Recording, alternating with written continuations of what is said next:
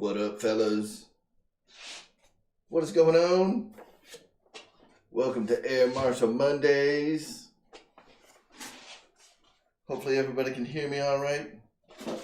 And check out this monster airplane. Oh yeah. Oh. Hopefully everybody had a great weekend. For those of you who were able to stop by yesterday, F you Kenny, we had a kind of an impromptu live show yesterday. I received the awesome Arrows RC Husky Special Edition yesterday. This came in courtesy of our good friend Pilot Ryan. So thank you to Pilot Ryan. If he comes in here, be sure to give him a big round of emojis because he was able to provide this for us. And I'll tell you the way that came about. A couple weeks ago in Kenny's show, I was contemplating, getting some kind of big high wing float plane, and he had offered, he was like, hey, if you pay for the shipping, I'll give you my OG Husky. I'll just send it to you. And I was like, all right, cool. So the plan was he was going to box up the original Husky, and Pilot Ryan, I'm singing your praises. And, he ended up not being able to find the box for the Husky. So Pilot Ryan, in his infinite gratitude, maybe not to everybody, but he paid for this out of his own pocket and had it sent to me since he couldn't find the boxes. Now, I tell you, he didn't have to do that, but, here in front of everybody, I'd just like to offer a huge thank you to Pilot Ryan for sending this to me. And I'm super excited because, man, what an awesome, awesome plane.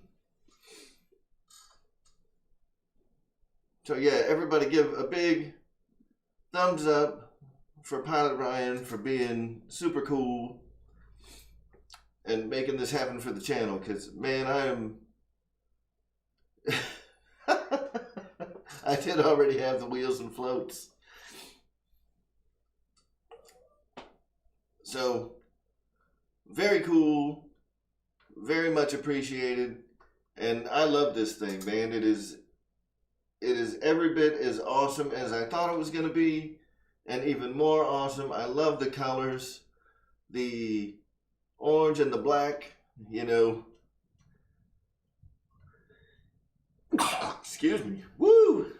Obviously, very near and dear to my heart, seeing as how I am a big fan of the Spectrum RC, and we're certainly going to make this thing as smart as we can make it. Thank you, Gary. Hey, whenever you get here, we still appreciate it. It doesn't matter if you get here early or you get here late.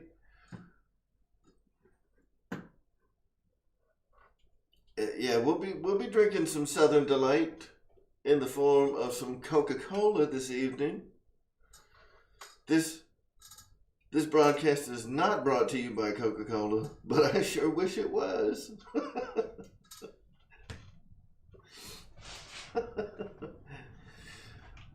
Yep, so far we've already made, one is not so much a modification, but just a, kind of the future of what this airplane is going to be. So we've already got, hello Daryl from North Georgia. This is an awesome plane. I absolutely love this thing. So far we've already installed the Dubro 4.5-inch inflatable tires. So as you can see, well, I don't know if you can see it or not, but these tires are nice and squishy instead of the super hard tires that come on it from the factory. We went ahead and put those on yesterday during the build. And for those of you, if you want to brave the live stream from yesterday, so when we got this, I mean, as soon as the FedEx guy showed up yesterday, he showed up at like 11 o'clock, 10:50, something like that. It was crazy. Guy shows up super early. And I was like, man, it's raining out. It's crappy. I'm going to go ahead and build this thing. I'm going to crank up a live stream and we're going to build this thing live. It did take a little longer than I expected it to because I had some issues getting some of the wing bolts in at the wing root. But other than that, the build went actually pretty smooth. It only took about an hour to put together, even with the wing bolt problems.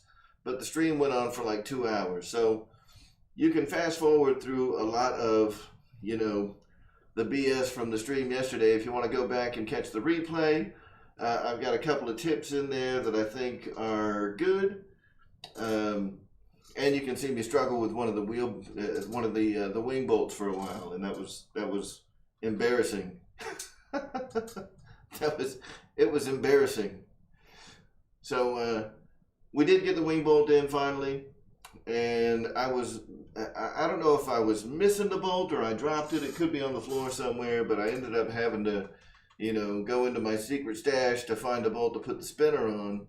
I don't know if I was just short one or what, but it wasn't there when I was looking for it. And I've got a whole big box full of miscellaneous sized 2, 3, and 4 millimeter machine screws. So I was able to find one that fit on the spinner just perfect. And we got the spinner on and the prop installed. All right, so getting back to what I've done.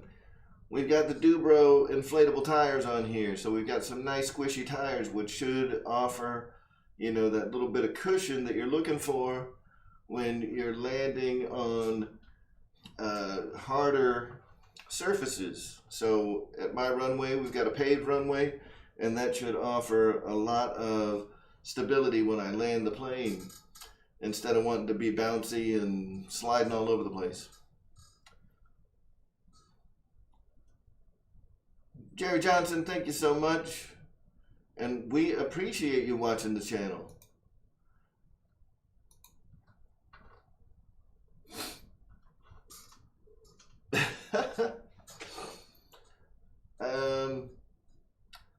Inside this thing so far, it comes with the they're calling it in the Aeros RC airplanes, it's called a vector gyro, which in FMS planes we know that as the reflex gyro, and it is included in the Husky Special Edition. It does have that vector gyro in it, so I was like, hey man, if it already has it, I'm not going to spend, you know, X amount of dollars on a 6-channel, on an AR637T. What I did get though, and I'm pretty pleased with it so far, I have not tried one of the new 8-channel receivers, so I ended up getting one of the AR8020 receivers. I had a coupon from Hobbytown, so it's the first time in a while that I've gone to Hobbytown and bought anything, so I was proud to support my local hobby shop yesterday, feeling proud.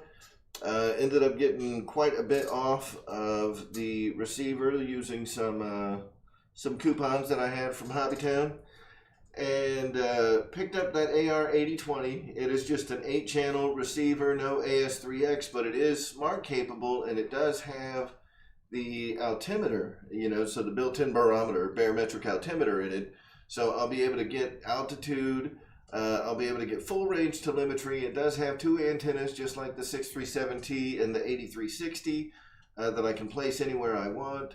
I know I probably could have used like a 620, but I mean, it's just me, call me paranoid. I am not a fan of the internal antenna receivers. I know a lot of people love them. They don't have any problems with them.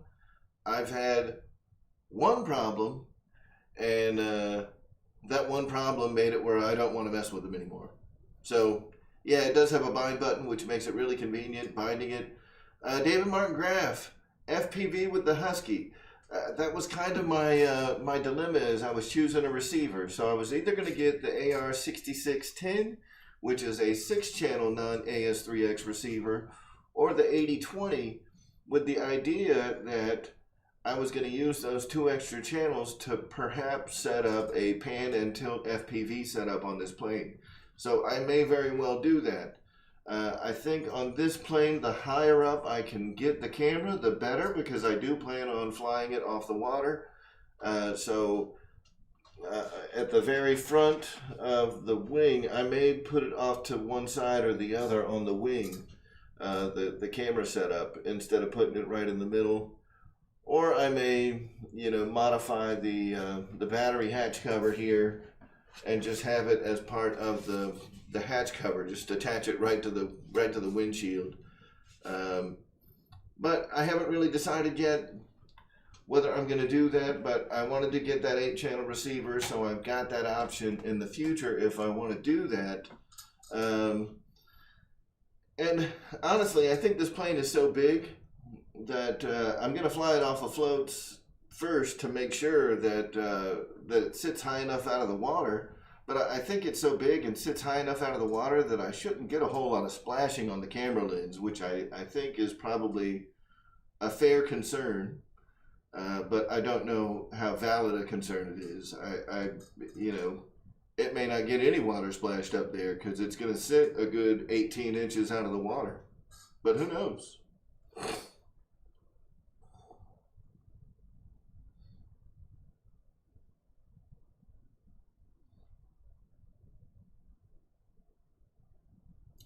So I just got here the difference between the 631 and the 637. Great question. So the 631 does not have the built-in altimeter, so it's not going to tell you the altitude of the airplane. If that's not a big concern for you, not that big a deal. Something else that it is missing is it doesn't have full range telemetry. It's got something called flyby telemetry, which is good out to about 100 yards. So if you fly any further than 300 feet away, you're going to lose that telemetry connection. So even if you've got all the telemetry coming back from, say, your smart data, so say you're using an Avian ESC with an AR631, you're not going to be able to get all that smart telemetry once you get beyond 300 feet away from the air, or away from your transmitter. The other thing that is different between the 631 and the 637, the 631 only has a single antenna.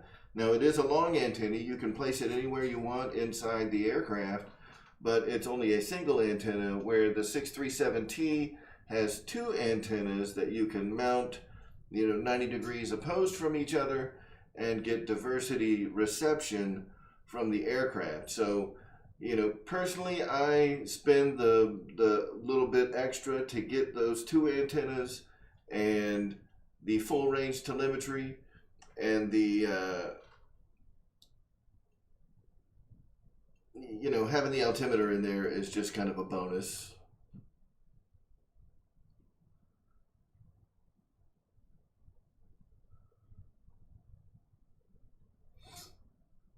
So Pilot Jerry, yeah, Allatoona is exactly where I'm going to be taking this thing.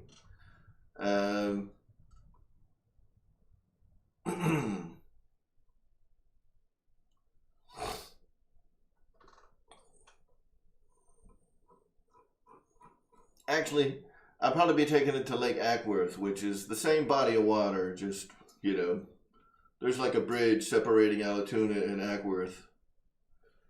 Hey, no problem, Gary. No problem. So yeah, that's interesting, Pilot Jerry, that you get water all over your Carbon Z Cub on floats. The Carbon Z Cub is a little bigger than this, so I assume if the Carbon Z gets water all over the place, this probably does too. So FPV might not be the best idea if I'm flying off the water. Even though I would love it. I think it'd be awesome. Tug Hill, yes. I have a P47 that I have fully equipped with FPV equipment, with a pan tilt FPV camera, and I fly that thing all the time, man. It's awesome. And I think it's a little bit, it's a little bit more of a challenge on the P47 because it's a tail dragger. You know, so you really can't see over the nose of the airplane when you're taking off, which is a little bit of a challenge. You know, you got to look over to the side just like a tail dragger pilot would. And when you're coming into land, you know, it's hard to not want to flare as you're getting towards the, you know, the threshold of the runway. But I haven't crashed it yet, or they've all been crashed. All the crashes have been on the main landing gear, which is good.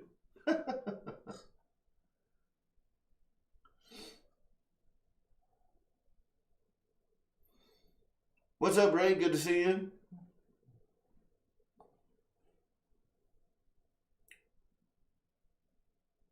Hey, man, you know, Ricky, it's the same kind of poop show that we're always running.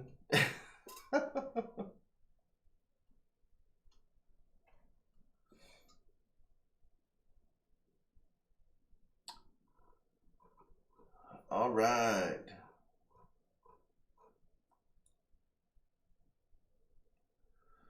So I'm not going to use a 5S battery. I'm actually going to be replacing the ESC in here with an avian ESC so I can get all of the smart telemetry through that AR8020 receiver.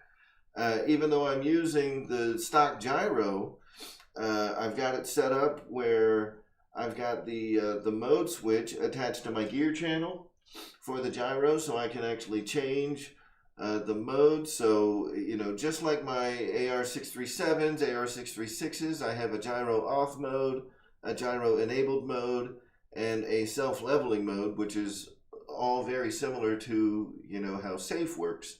So it looks like it's going to work out really well. It's already pre-tuned for the aircraft, so I don't have to do nothing except plug in on this one, all you need is a 6-channel, but on the Aeros airplanes that are going to be, you know, full 6-pack style, where they've got your aileron, elevator, rudder, throttle, gear, and flaps, you're going to need a 7-channel receiver to be able to take advantage of all that. So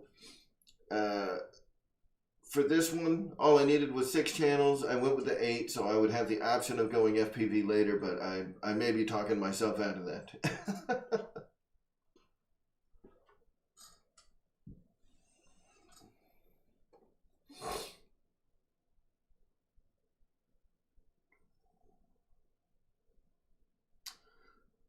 So, Pilot Jerry, I mean, I may try it anyway. You know, my concern is that the FPV cameras, the lenses are so small that like one little drop of water on that lens is going to completely, you know, like cover my field of view. And unless the wind, I mean, if I have the camera like right on the front of the, you know, the front glass, I mean, it's all foam, there's no glass there, but if I put the camera like right here, I would assume that once it gets airborne, you know, as long as the lens is clean and slick, that the prop, you know, the air velocity coming off the prop will blow the water off of the lens almost instantly. At least that's what I would hope. So I don't know if it's going to be able to handle 6S. Pilot Ryan flew it on 6S, and it was pretty awesome. You know, can it handle 6S in a sustained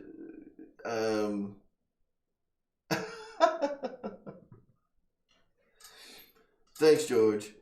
We actually have some Yingling, but it's not in the refrigerator, and we were taking January off because, you know, dry January, you know. I mean, I gotta have some principles in life.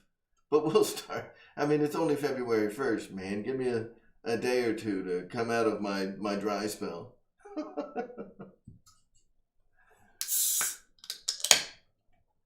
Yeah, it's either going to blow it off the lens or it's going to blow it right back onto the lens.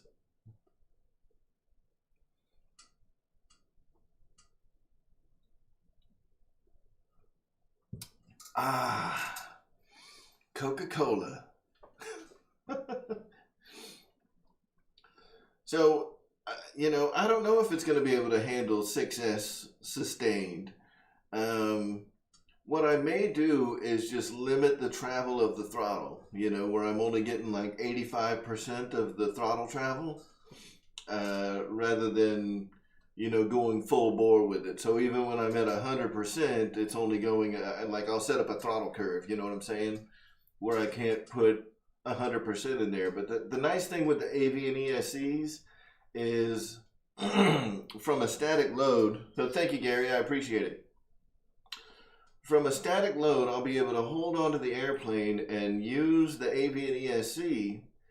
I can put 6S through it, and I can sit there and watch and turn it up while I'm holding onto the airplane and be able to see exactly how many amps I'm pulling, with the stock propeller setup. So even if it's pulling too much current, I can down prop, I can, set up a throttle curve. There's a lot of things that I can do to kind of tune the power system to give me, the current draw that I'm looking for. I think that, the stock ESC is 50 amps. I'm sure that the motor can handle a sustained, 60 amp current draw. I'd have to do the math to figure out, like, what is 60 amps and, 22, whatever a 6S battery is, to come up with the wattage. I'm pretty sure that the motor can handle the wattage. So we'll just have to see. I'm going to play around with it, see where the current draw sits at 100% throttle on 6S. And if it's too much, I'll either set up a throttle curve or down prop a little bit, and keep experimenting with it until I find something that's going to give me, just what I'm looking for with regards to, the sustained current draw on the ESC from a static load. Because, once the airplane gets up in the air, and the airplane has some velocity to it, the prop is going to unload a bit, and you're not going to be pulling that same, that same current all the time. When it's sitting on the ground or in a vertical climb, that's when you're pulling the most current. So, having that AV and ESC is going to give me a nice look at exactly what's going on. Tuck Hill, thank you very much, sir. Jet Tech Don, thanks, man. All these super chats coming in. All the people that are giving up super chats, I really appreciate it. Thank you to all you guys.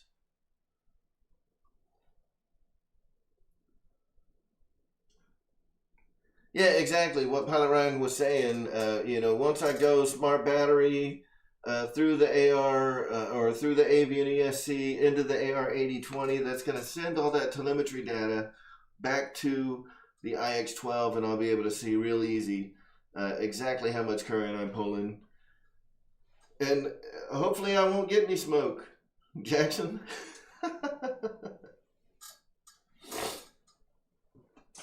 So still no shipping yet on the NX10. I was so disappointed. I was really hoping it was going to ship today.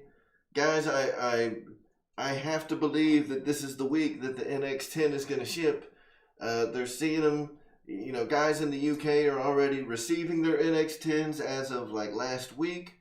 And I think we're going to start seeing them this week. But you never know. I know that, Captain Photon, he's like itching because I'm going to have a DX6 that I'm going to be shipping to Captain Photon as soon as the NX10 gets here. So I'm just going to take the NX10 out of the box, put the DX6 in the box, and ship it off to Captain Photon. Now, the sad part is that I think, and this may sound crazy to a lot of people because I do have an IX12, and trust me, an IX12 is an awesome radio, but I think the NX10, I may use that as my main radio. And here's the reason. So, a lot of folks dig the IX12, but a lot of people hate it. They hate the iX12. But, you know, if we look at historical figures, the NX10, if it has the same kind of sales numbers as the DX9, the DX9 was one of the most popular radios that Spectrum has ever sold. The NX10 replacing the DX9, you know, puts it there to be, again, one of the most popular radios that Spectrum has ever sold. And I think it's got the feature set to really make it stand out right in that mid-grade where I think a lot of people are going to choose an NX10 over an iX12. The iX12 may end up finding itself discontinued, which is sad, and I don't want it to happen, but it may, in favor of something maybe like an iX14.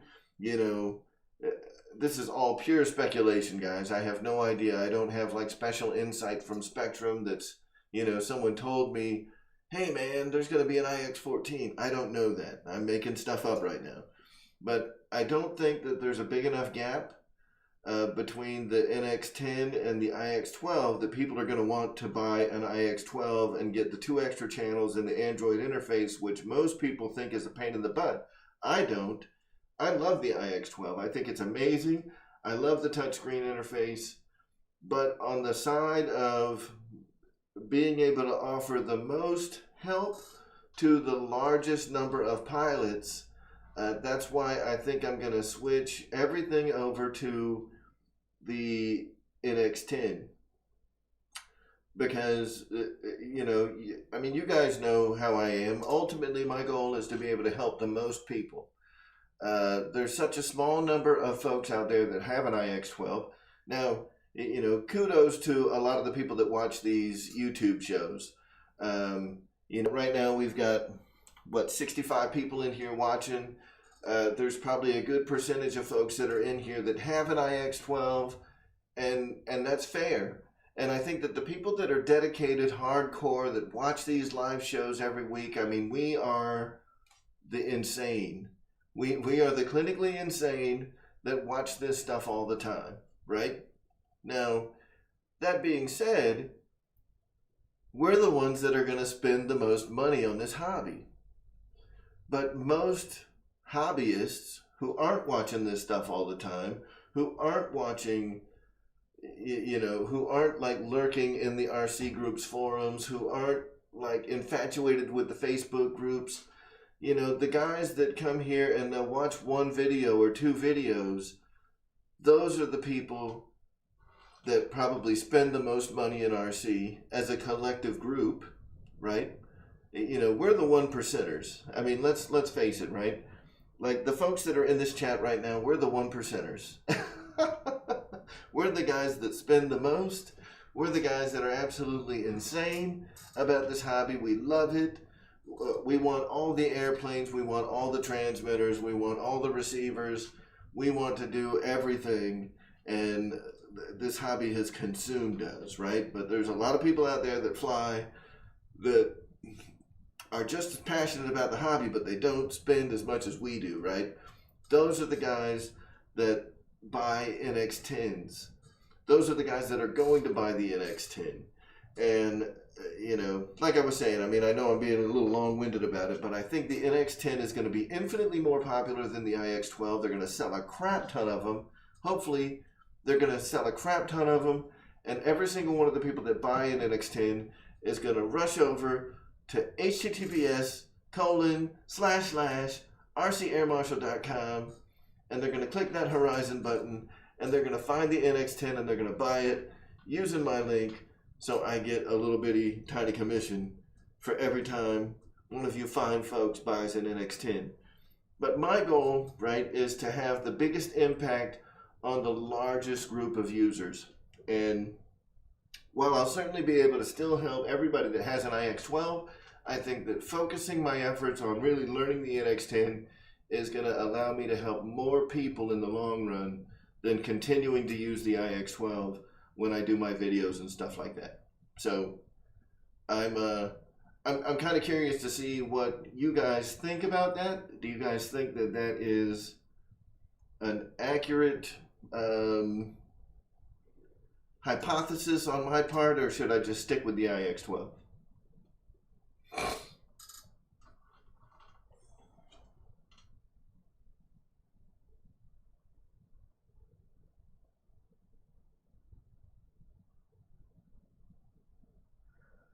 Yeah.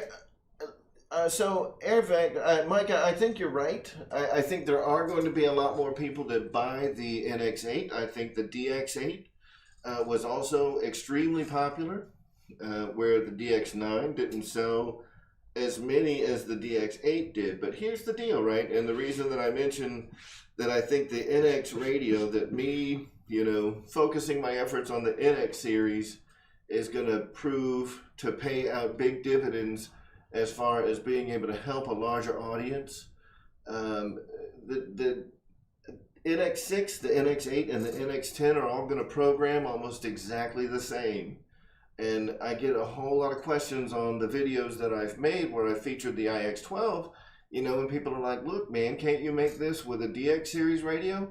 I don't have an IX12. It doesn't look like that. Now, while the people that own an IX series radio, whether it's an IX12 or an IX20, we know that, especially if you had a DX series radio in the past, we know that all of those features that we had in our DX series radios, we also have them in the IX12, but they're in a little different position. So you have to learn like where things are at now, but most of the stuff is still there. And I think that by being able to show me doing all the stuff that I do on the channel on the NX series radio, and coming out with a series of videos about, how to program the NX series, basically rehashing a lot of what we've seen over the years. I mean, the DX series in general, starting with like the DX5s way back in the day, the DX series has been around for a long, long time. And I think that the NX series is going to be around for a long, long time. So coming out of the gate swinging with a great series of instructional videos on the NX10 that translate very well to the NX6 and the NX8 are going to provide a huge amount of knowledge and assistance to people that need help. And that's ultimately, that's my goal.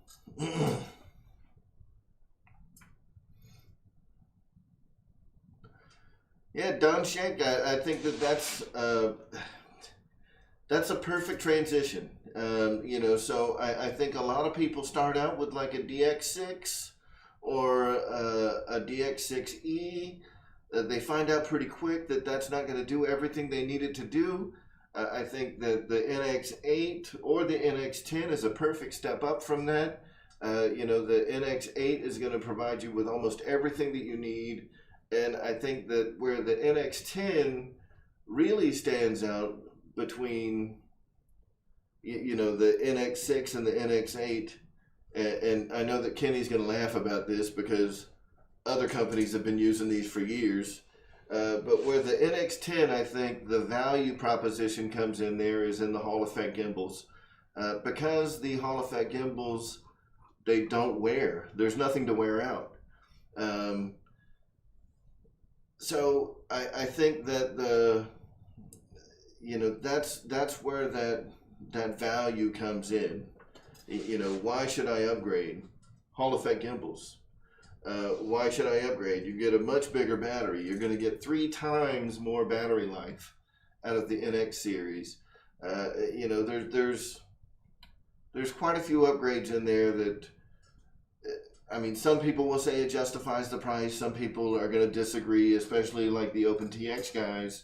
Look, I get it, man. The Radio Master and the Jumper radios have destroyed all pricing, everything that you could think about, like justifying a price for any radio goes right down the dumpster once you start bringing the TX16 and, what are those things? Like the T18 Pro from Jumper, the TX16S, and the TX16S Max from Radio Master. Those are great radios. They really are, man. I've got one. I love it. But I think where you obviously run into some of those price differences is airware is not freeware, and the developers that are working on airware are on payroll. So someone's got to pay for those guys to do software development. Spectrum support is love them or hate them, right?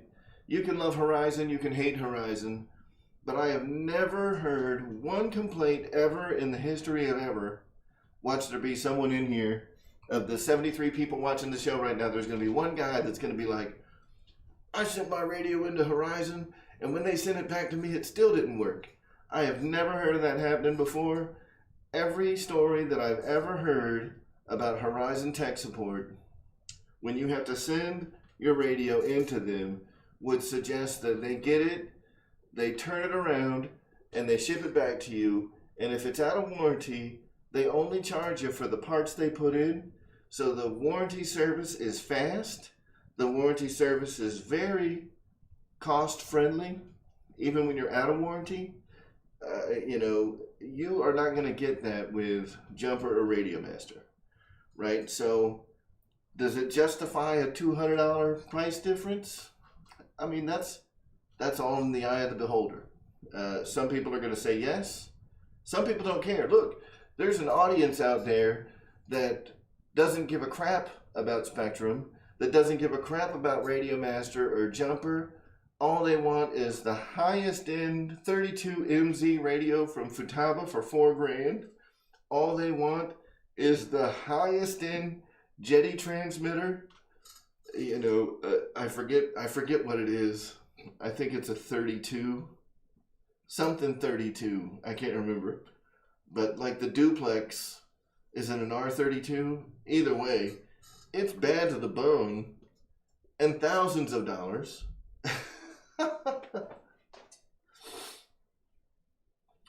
So listen, I mean, everybody's got the flavor that they like. Some people like Jetty, some people like Futaba, and they're willing to pay that premium for it. Some people really like Spectrum, and they're willing to pay that premium for it. Some people really enjoy the flexibility that OpenTX offers them. There's something for everybody there. And I'll tell you that I think that the people that, everybody gets something for their money. And there's a good argument for every single one of those things. That's my take on it. What is up, Fred Barron? It is good to see you.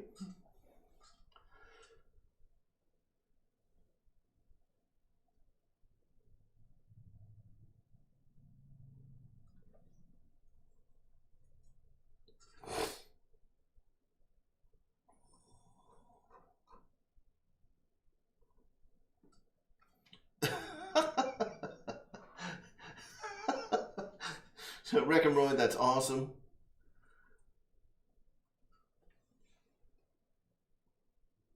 And JR radios are fantastic. Fantastic. Mickey B, good to see you. Hold on a second, fellas. I got to take this jacket off. I'm hot.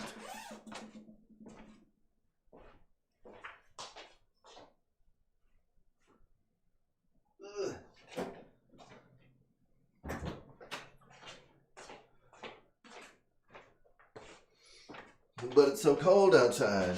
All right, so I'm obviously sitting way off to the right-hand side of the screen today because this monstrous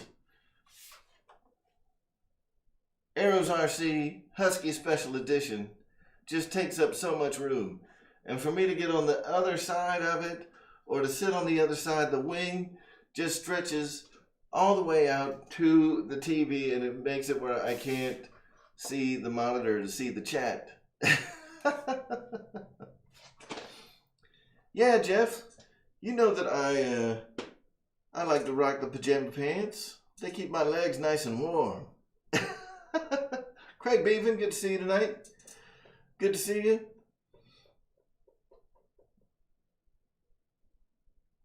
So yeah, listen, I mean, there's a lot of radios out there. Like I think they're called Cortex or something like that. There's some really nice transmitters out there. Those transmitters, the Jetty transmitters, the really high-end Futaba transmitters, the iX20 is fantastic. I mean, there's some really nice transmitters out there that cost a lot of money. So, I mean, if you're down and willing to spend that much money on a high-channel transmitter, I mean, good on you. But there's also really good transmitters that don't necessarily have all that front-end support. That all of the support that you're going to get is community-based. So when you're talking OpenTX, you're talking Radio Master, Jumper, a lot of the support that you're going to get is not for the hardware. You hope and pray that the hardware just continues to work forever. But the support community, the community-based support for OpenTX is phenomenal. So I found that I can do almost anything with OpenTX, and I have a really great experience with it. But, you know, that same, you're just not going to find that right up front support that you're going to get from a huge company like Horizon. So if anything ever happens to that radio, heaven forbid, I'm just going to have to throw it in the trash and spend $150 on a new one.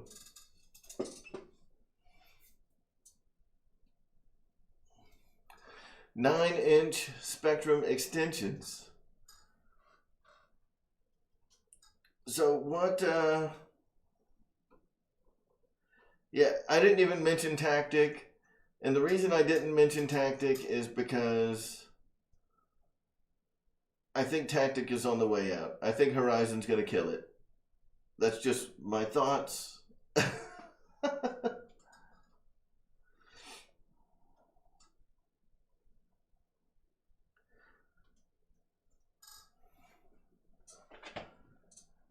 George, you're absolutely right. You know, you get to a point with the larger aircraft that 9 and 10 channels isn't enough. Even an iX-12 doesn't have enough channels for a lot of your larger scale airplanes. You know, and you start needing that 14, 16 channel, 20 channel radio, like your iX-20s, even like your Radio Master, your 16 channels. Which you're going to find in your FR Sky, your Radio Masters, your Jumpers. Those are 16-channel transmitters. You know, so you can do a lot more with a lot less money. But you're absolutely right. You know, when you get into those bigger airplanes, you're going to find a need for 16-plus channels.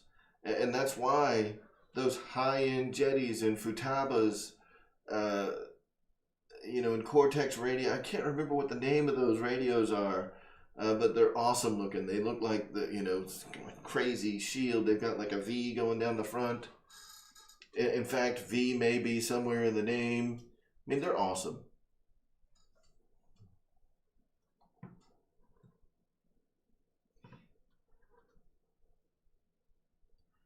And when you get into like big stuff, you know, you're going to want, yeah, power box core. There you go. When you get into the big stuff, you're going to want, yeah, not Cortex. Core is what I was thinking of. So thank you, George Watts. You're going to want scale features like, you know, gunners that move. And you're going to want bomb bay doors that open. And you're going to want bomb drops, and you're going to want all kinds of scale features on these big scale airplanes. And I mean, you every time you add another scale feature, that's another channel you're going to need on your transmitter.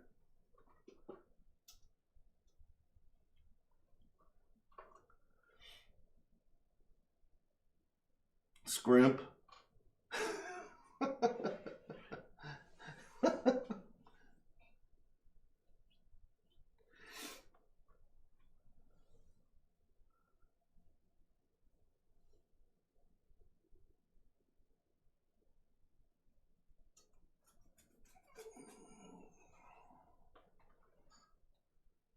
Yep. Oh, the Jetty is awesome. The Jetty is an awesome piece of kit. All the duplex radios are phenomenal. You know, I can't say a thing bad about them, but do they get pricey? Oh yeah, they do. Those Jenny radios can get really expensive.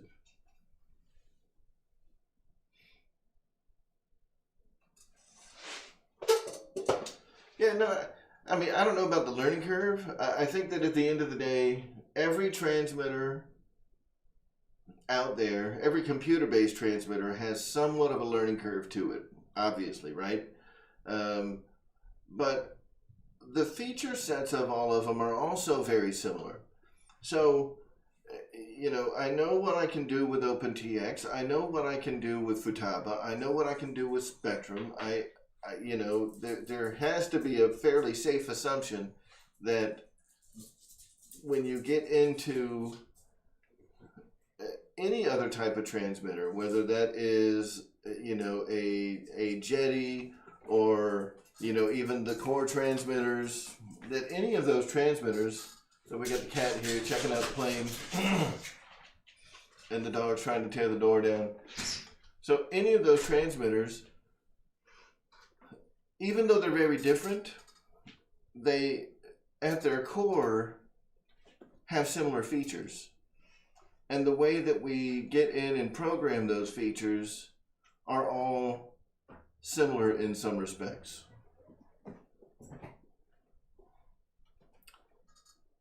Jordan Dole, how you doing? Yeah, Pilot Ryan, my dog plays maracas. The dog might be playing the guitar later on. You never know, man. The dogs get crazy around here.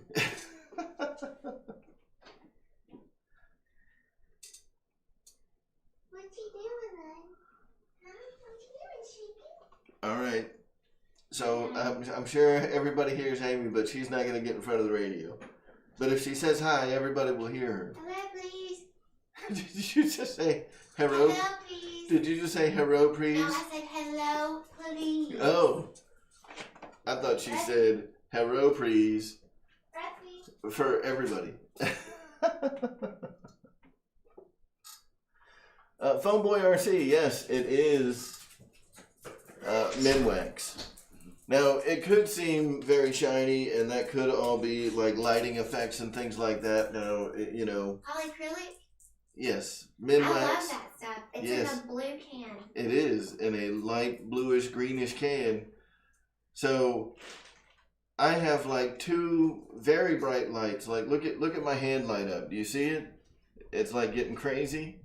My hand's not that shiny, but it looks cool. So I've got like two, you know, very bright lights sitting right in front of my face that exaggerate just how shiny that F-18 is.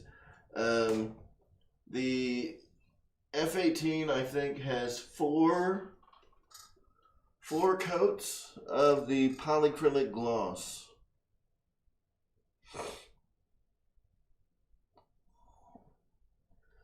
Mike, it's great. It is awesome.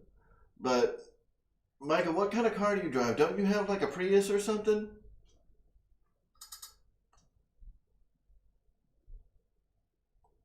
I mean, I ain't trying to make fun of you. Mickey, that's the F-18. The Blue Angels F-18 has 4 coats of polyacrylic gloss on it. And if I wanted to get like super crazy, I could wet sand that polyacrylic and put on like 4 or 5 or 6 more coats and really, you know, get crazy with it, wet sand it again, polish it, and make it shine like a mirror. But I'm just not that, I'm not that intense yet. But there are some folks that are, man. I have seen some amazing paint jobs. If you guys follow I think it's the Motion RC Facebook group where we saw this. There was a guy recently that did an A4 in the Blue Angel scheme, and that thing looks amazing. Just amazing. That guy did a phenomenal job repainting that plane. I mean, and it's all foam. It looks like metal. It is bad at Brent Hecht. There you go, Gooniac. It looks freaking awesome. Awesome. Like super smooth. You can't see not even one foam cell under that paint. I mean, it is glorious. And he used, it's perfect. And I have never seen, and I know that there probably are better ones, but I haven't seen them. That guy did, that thing looks perfect. No flaws at all. I mean, I would be just shitless afraid to fly that plane.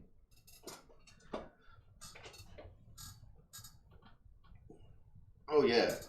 Yeah, I mean, that thing looked amazing. Amazing.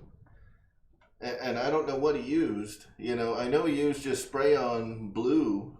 But like for the clear coat, I'm not sure if he used polyacrylic or if he was using, like a two-part automotive grade gloss coat. Whatever he used, it just is amazing. They do have to fly. Yeah, and look, man,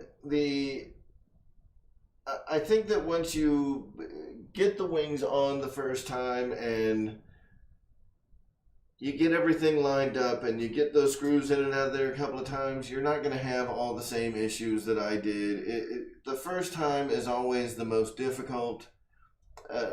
At the end of the day, it's only 3 bolts holding on each wing, right? The only thing that I think is going to be kind of fiddly is instead of there being a quick disconnect up here where the fuselage and the wings meet, you do have to run the wires into like a channel that's molded into the foam that goes down into the center of the fuselage and plug all that back in to their respective Y connectors for the flaps and the ailerons. Outside of that, I mean, it looked more difficult than it was because I was being an idiot and the airplane had never been put together before. But, speaking from somewhat of an experienced point of view, even on the airplanes that have a little bit of fiddly, alignment with them the first time you put them together, as you take those wings off and put them back on, several times, taking the airplane back and forth to the field, where the plastic and the insert didn't quite line up as that screw comes in and out of there, it'll go away, and everything will go much faster, the second, third, fourth time you put those wings on and off. But I get it, man. I get that it was, a bit of a turn off for you. And that's cool. Now, I'll tell you, for some people that have like great big cars, oh, Dexter Tucker. Compacted gravel? I'm not sure about compacted gravel. Compacted snow, the F-22 would probably do fine as long as it's really compacted. You don't want it to be icy because you don't want it to slip all over the place. But if it's compacted well enough where it's not going to dig in, because it does land with some speed. At the end of the day, the F-22 is a jet, right? So it lands pretty hot. Certainly hotter than any prop plane would. But you don't want it to be able to dig into that snow at all. That's going to be a problem. As long as the compacted gravel is smooth, it shouldn't be a problem. Even if it's a little bit bumpy, the F-22 should be able to handle it. That F-22 is amazing. It has, a great suspension on it, so it can handle really, even poorly manicured grass. Now, as long as the grass is not like 3 feet high, if you haven't mowed your yard in like 2 years, you're probably going to have some hard times taking off an F-22. But as long as the grass is, the wheels could be sitting halfway down into the grass and the F-22 is probably still going to get up in the air. It can handle a lot as far as ground handling and different surfaces that it can take off from. And it's very forgiving in the air.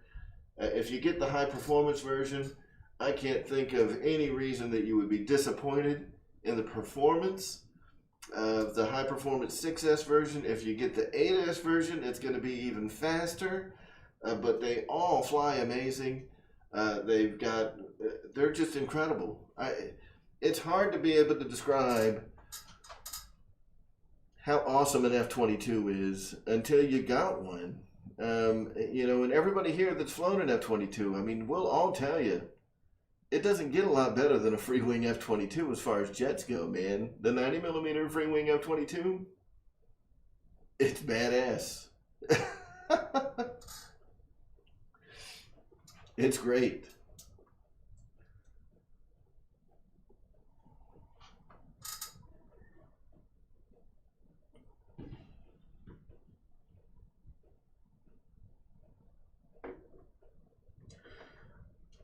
So, Micah, the other, the wires, routing the wires through the channel was only a problem on one of the wings. On the second wing, I learned on the first one that you really have to straighten those wires out. They come like jammed into a little pocket inside the wing cavity. There's a little wing, there's a little cavity where the wires come out of the wing, and all of the wiring is kind of stuffed in there and coiled up real tight. So if you just try to pull it out of there and just kind of stuff it into that channel that goes down into the fuselage, yeah, you're going to have some problems because the wires are going to get all bunched up. But if you take the time to straighten the wires out, the second wing, the wires went right in, no problem.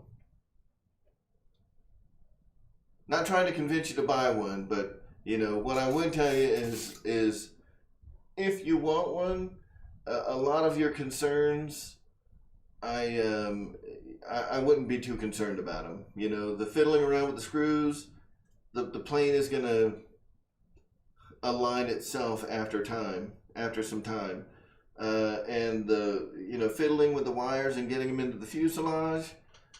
Yes, it was a little bit of a pain.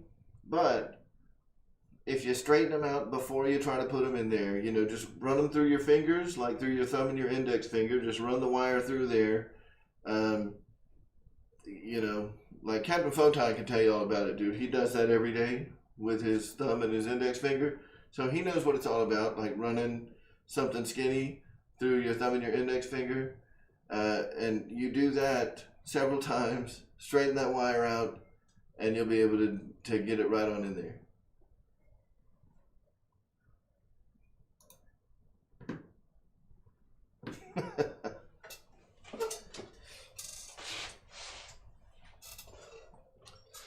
What's up, Randy?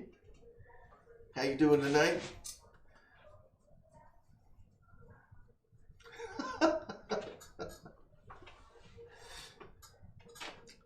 So, yep.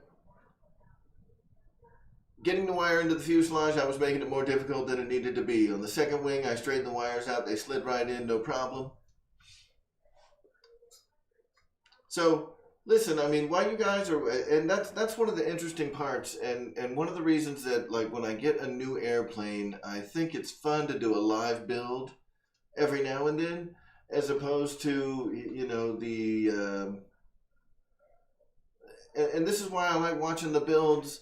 When Ryan's going on Saturday, he's got Big O Bobby behind him, and Bobby's putting together these airplanes, and you see him kind of struggling with something here and there, and it may take a little longer than what they say on the box.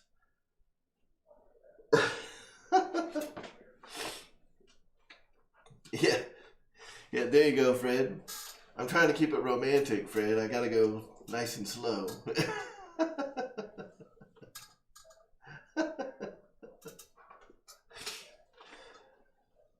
So,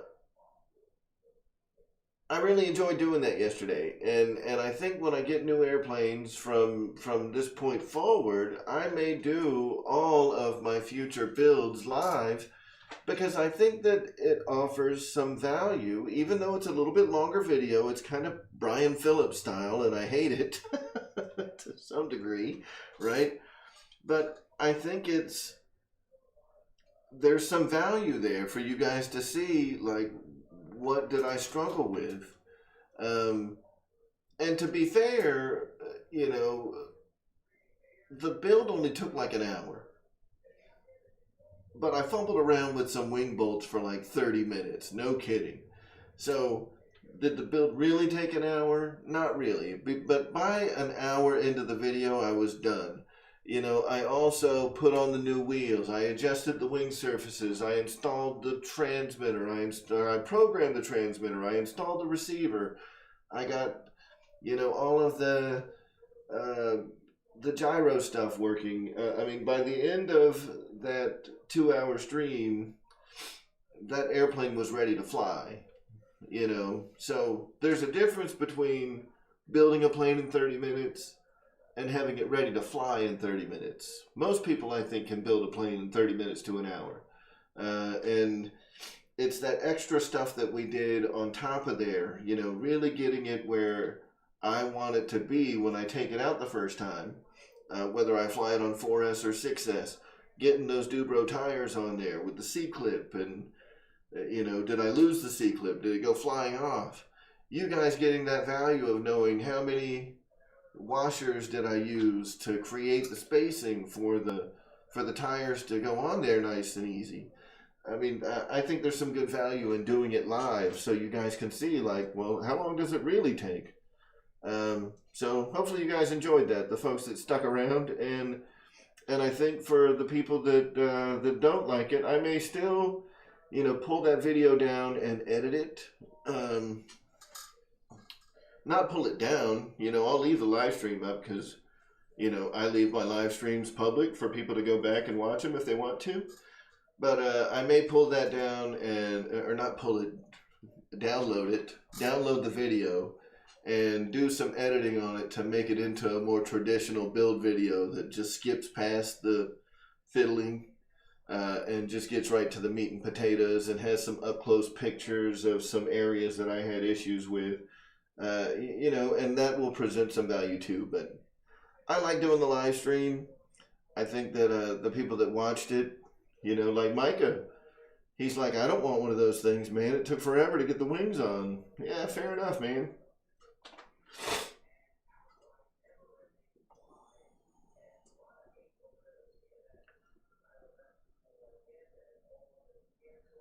So, I think for this plane, it was designed to run on 5S. So I think on 4S, it's going to be even more efficient. If I put this thing up with like a 4S 5000 or a 4S 4000, I think we're getting a good 8 to 10 minute flight out of it. As long as I'm not just eating the sky up the whole time. Excuse me.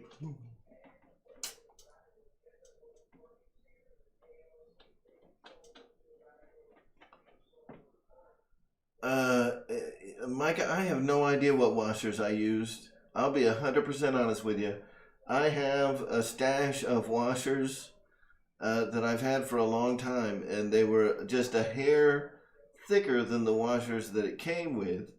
So it was a combination of the washers that I had in my little stash of washers, along with, adding some of my washers, removing one of theirs, that gave me just the right amount of space between the center hub and being able to get that C-clip on there. If the wheels bolted on, I may have been able to get away with using the stock washers, but they don't bolt on. They've got a C-clip that holds the wheel on, which could prove to haunt me later. I'm not really a big fan of holding the wheel on with a C-clip, but, other people do it. Yeah, the motor on this thing is actually less motor than, well, I don't want to say less motor. It's a larger can, lower kV, right? So when you get into, like, bigger motors, this is a 700 kV motor. but it's pushing the same size prop. So on 4S, I suspect that while you would never notice it in the air, but that 50 kV difference probably gives you a little bit better speed on 4S and the OG Husky than it does on the Special Edition Husky on 4S. But that being said, this thing doesn't need to be a super high performance airplane to really get a lot of enjoyment out of it. I think a lot of people that buy this plane, they're going to be buying it as a nice relaxing airplane that they can go nice and slow, just cruise around and have a great day out in the, in the flying weather, whatever your flying weather is this week, whether it's rainy and crappy or it's sunny and beautiful out. I think that a lot of people are going to fly this in a very scale fashion.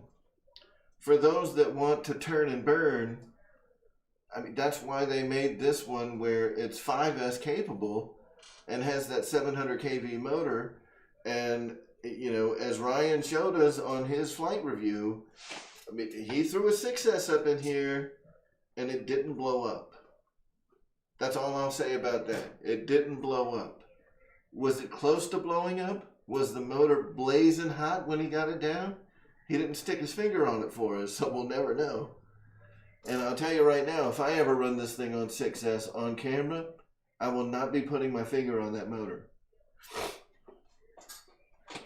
But what I think I will do is I am going to take this airplane and I will video some of the testing that I do when I put the Avian 60 amp ESC in there, and that should be here hopefully by the end of the week.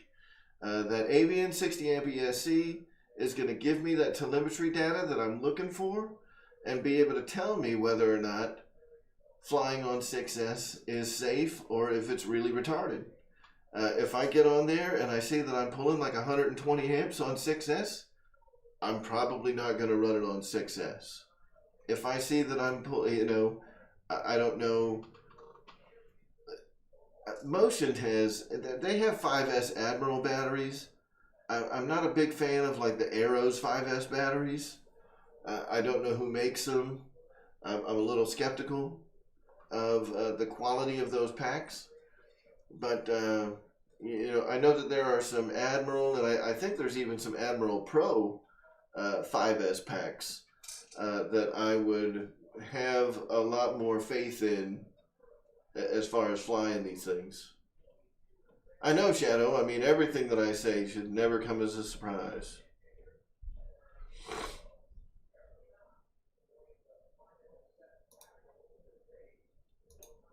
Oh, Frankie RC Planes, you better believe I'm going to have the camera rolling when we fly this thing on the lake. You absolutely better believe it. We are definitely going to be putting a video up, but we're also going to, now, I guess to be fair, I should have left the stock tires on the plane so we could see how it lands with the stock tires, if it's bouncy or if it was fine, and then changed them out to the Dubros and did some more comparisons of stock versus Dubro. And I guess it's not too late to do that. If I wanted to do that, I still could. But look, there's other people's channels where you can go and watch and see what it looks like on the stock tires. I'm going to fly it on the Dubros, on these big old bouncy tires. And the nice part about them is they're squishy. They're just squishy tires. They're just like a bush plane should be. They're not bouncy. They're not going to be like boing, boing, boing. At least I don't think. I guess when we fly it the first time, we'll certainly see. JT200, it is good to see you.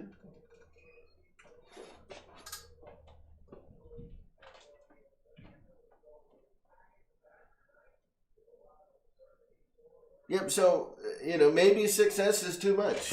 We will see. The Avian ESC will certainly tell us the tale of the tape there. If it can take 6S, I'm going to fly it on 6S. If it doesn't look like it's going to do well on 6S, I'm going to fly it on 4S and see how it does. If I'm happy with the way that it flies on 4S, and I put it on floats and it's got enough, it's got enough oomph to be able to get the plane off the water on 4S, I may not even worry about putting it on 5S. But, I mean, at the end of the day, I still have jets. I still love raw dog nasty speed. So to say that I'm not going to try to run it on the maximum power that it can take, that's bull. Y'all know it. Yes, I am.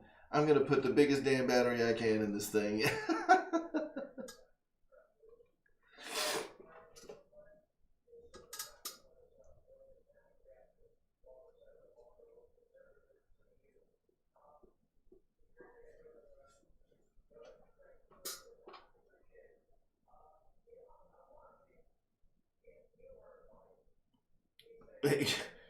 Shadow, I don't know why they put such hard tires on those planes either.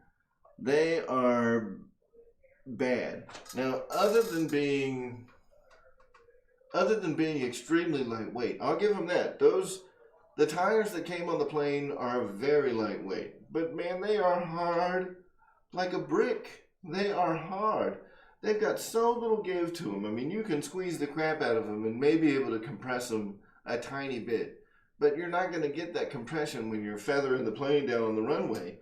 It's just going to be hard and bouncy and a piece of crap.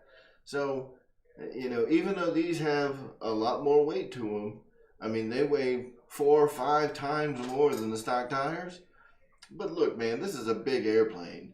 It's got plenty of lift. It's going to get those big old tires up, no problem. No problem. This plane will lift those tires up without any issues at all.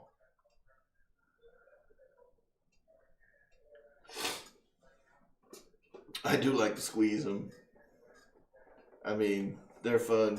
It's fun to squeeze them.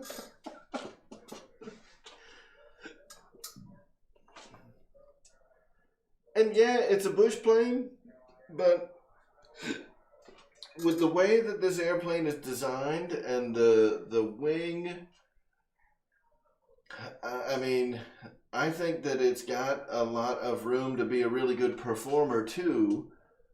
And, we've seen it in Pilot Ryan's videos. I mean, this thing has some aerobatic chops. It's not, is it an Avanti? Is it an extra 300? I mean, is it going to have, is it going to do aileron rolls like a drill bit? No.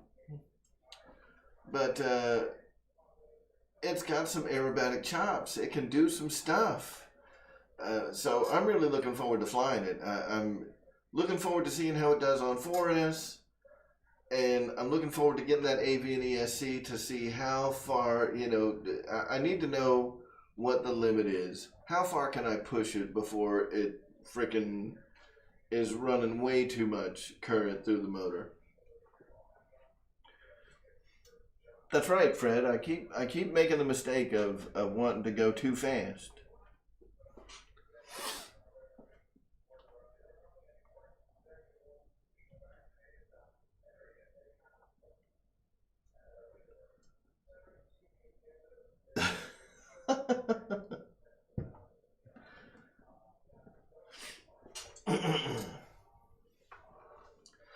It may be a lot like a larger Valiant. I need to print a couple of gun cases to attach the struts. Yeah, and make it look like we're really flying into the brush to go and hunt some polar bears in Alaska, some big grizzlies. What's the diameter of the tires? These are 4.5-inch Dubro inflatable tires. And what's funny is when you take the hubs off of them, they're fully sealed, even inside the hubs, and they just look like a big donut, a big round voluptuous donut.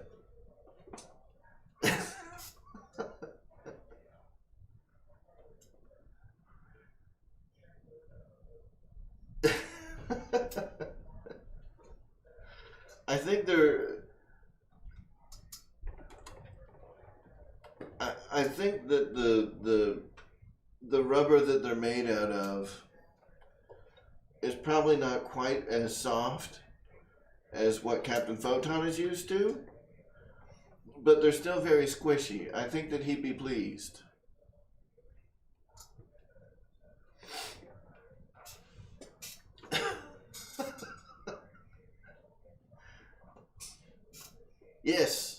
Yes, for those of you that are interested in going to Jet Jam, which is always a load of fun, the registration for Jet Jam opened up today at www.rosewoodrc.com.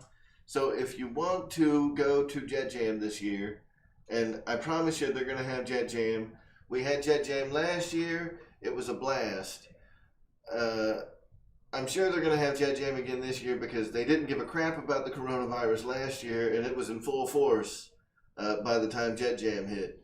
This year, the corona is slowing down. I'm sure it's going to happen, and we're going to have another fine super spreader corona event at the Rosewood RC Club,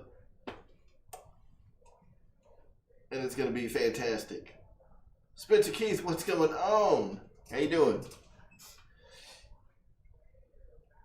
So yeah, I think this thing is $300. I think it's $320, but there is a $20 coupon that I believe they are still honoring right now, but they may not be honoring it for long.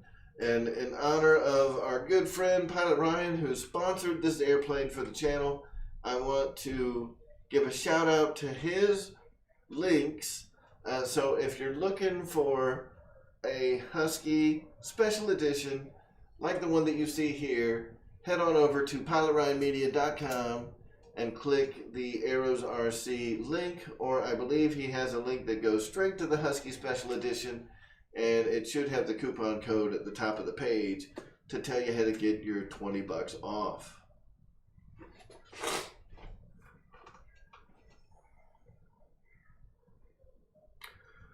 Deuce is Wild. That's one of my favorite pastimes, man. I keep a battery backup device in my bathroom, so just in case my phone's running out of juice, I can just reach behind me and grab it and plug my phone in and start charging again. You know, so I'm never running out of battery on the toilet. That's a dangerous place. You know, like if you got half a load hanging out, you can't pinch that thing off to go and find a battery charger. You got to keep the flow, right? It's not healthy to pinch it off like that.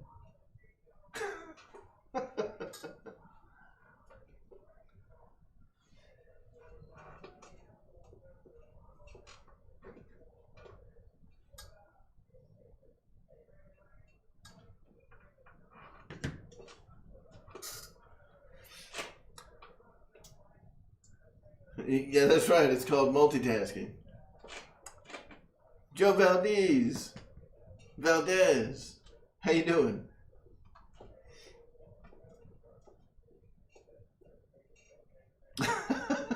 Yes, pinch it off. You don't want to pinch it off, man. I'm telling you. Your colon will hate you forever. Like once you start down the path, you gotta let it. You just gotta let it keep going. You can't do that to yourself.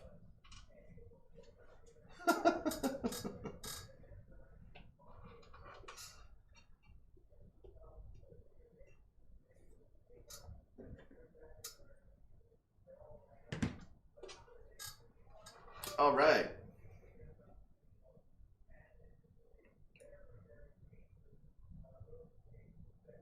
So, does anybody have any questions about the Husky SE? I can tell you all about the build. I think Pilot Ryan is still listening in the background, you know, and if anybody has any questions about how it flies, any questions about, you know, how difficult was it, how did I get the tires on, you know, how does that vector gyro work? How do you hook up the vector gyro? Does anybody want to see the lights? Does anyone want to see the servo? Because I'll tell you one thing, This thing also, the special edition, comes with digital Metal Gear servos, and those things are awesome. The Metal Gear servos in this thing, the digital, these are fast servos. I think they upgraded them from 17 to 23 gram servos, and they are quick. I mean, the ailerons just whip. All right, some folks want to see the lights. So all it's got is wingtip lights and landing lights. Can you see the antennas? What are you talking about? The antenna placement of the receiver?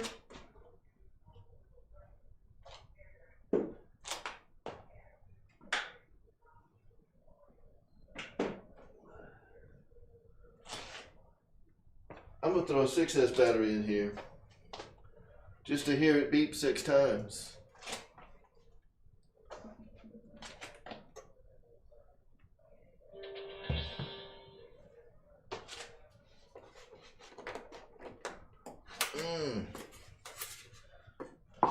I mean, I know I can just start it up with a 6S pack because, I mean, other people did it, right? Oh, the antenna's on the top. The little scale feature. Yeah, give me just a second.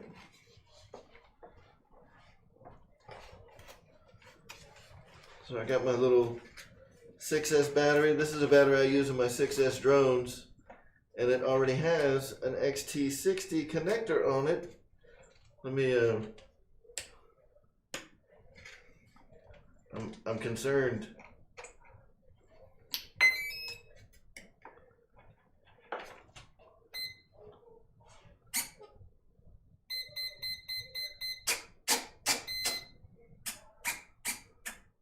Yes. So we have a 6S battery in full effect.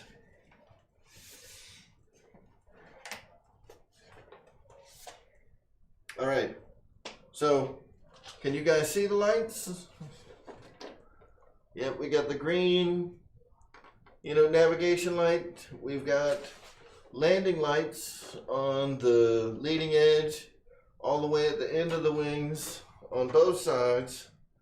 So we got another landing light up here by my head.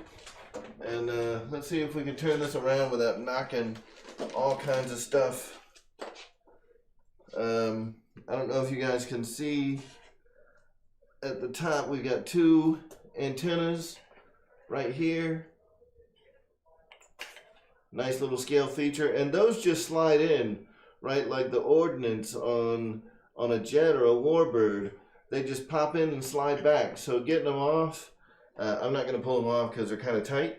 But getting them off should be easy for transportation if you don't want to break those things. And we'll just keep spinning it. And now you guys should be able to see the red running light on that side. I mean, this is a big, big plane. So just to give you guys some perspective, I am 6 feet tall. And we're going to sit this thing down. You can't tell whether or not it's sitting on the ground. Uh-oh. But that wingtip is on the ground now. So, I mean, this thing is just about as tall as I am, right? This is an 1800 millimeter wingspan. I believe that is 68 inches. I mean, it's great. I love this thing. It's very big, very large and in charge. And we'll get it back on the ground. Now, one thing that I'll show you, and you guys should be able to see this from that perspective. We'll do all the different modes of the flight controller. So the vector gyro is in here from the factory. All you need is a standard 6-channel receiver, and your gyro will work with any 6-channel receiver. You do not need a gyro-enabled receiver. On the 6th channel, you can set up a mode switch with 3 different functions. So right now, the gyro is turned off. So if I turn the plane Nothing's happening. Here we'll turn the gyro on. So now, if I move the plane, all my control surfaces are moving.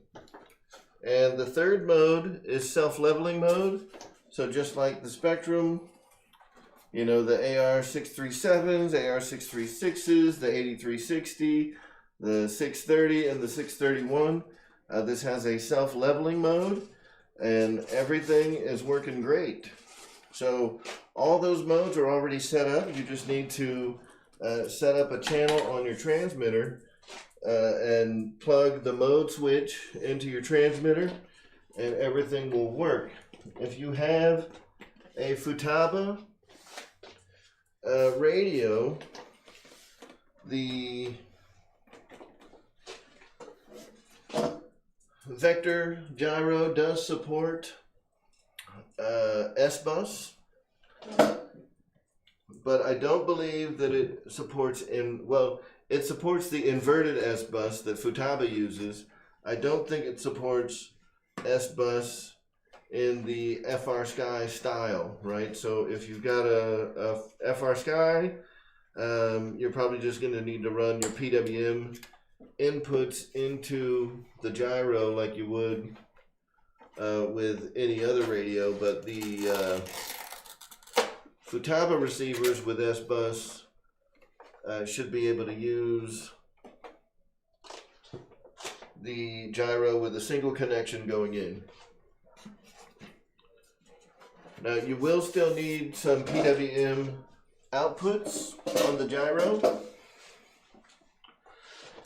It can be you cannot.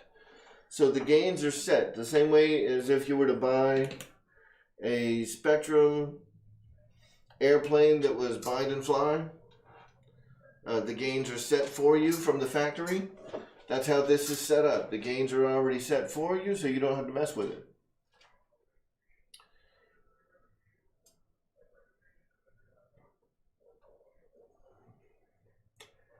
Yeah, Shay, the paint is very well done on this plane. I was surprised.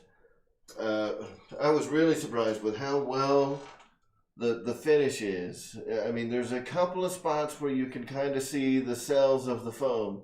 The white spots on the plane, I mean, they're not painted. They are just bare foam, but they have a nice coating on them, you know, so it looks like they did a satin coating across the entire plane after they applied the paint.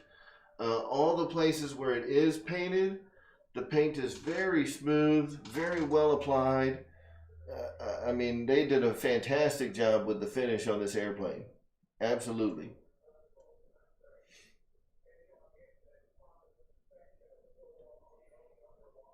Yep, this thing, it looks fantastic.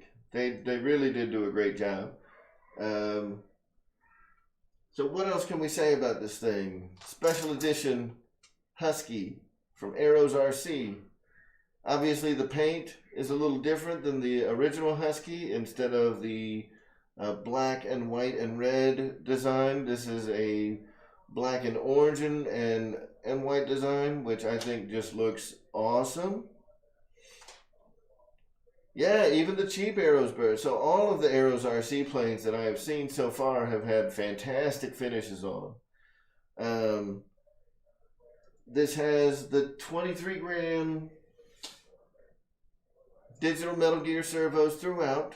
Very high speed, very, I mean, great servos. Ball links throughout, which is great, so you don't have a lot of play. I mean, there's no play in the ailerons, no play in the flaps, the elevator, the rudder. I mean, all of them are very well done.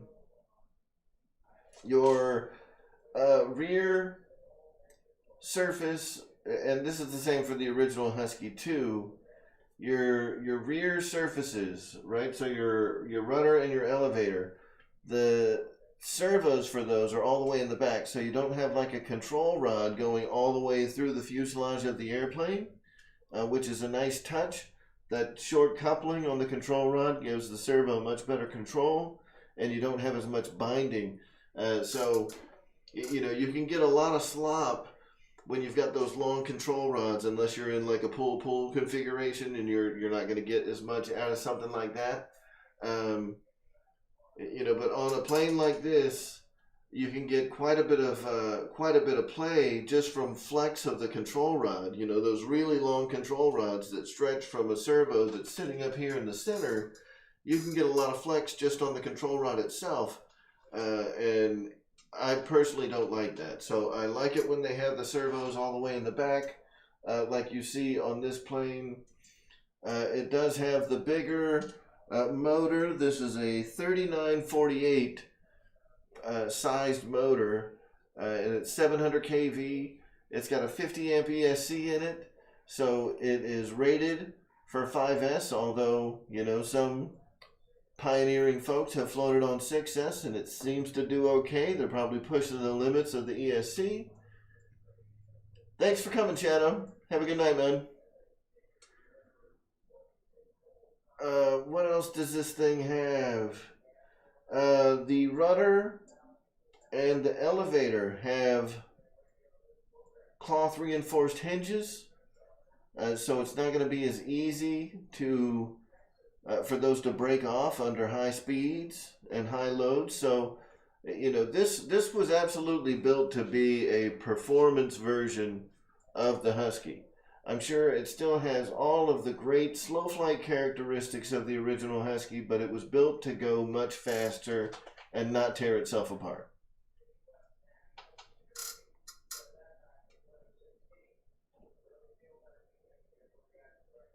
Oh, Pilot Jerry, absolutely. We're going to be filming the maiden flights on both land and water. Now that is assuming, of course, that we land safely when we take it off from land for the first time. So I plan on actually doing a lot of flights off the runway to get a good grasp of the flight characteristics, and doing a lot of practice landings. Because as you guys who have flown on floats before, you guys know that you really don't want to have a lot of flare in it, and you definitely don't want to be coming in, at a negative angle of attack. You really want your angle of attack to be about level, maybe 1 or 2 degrees up.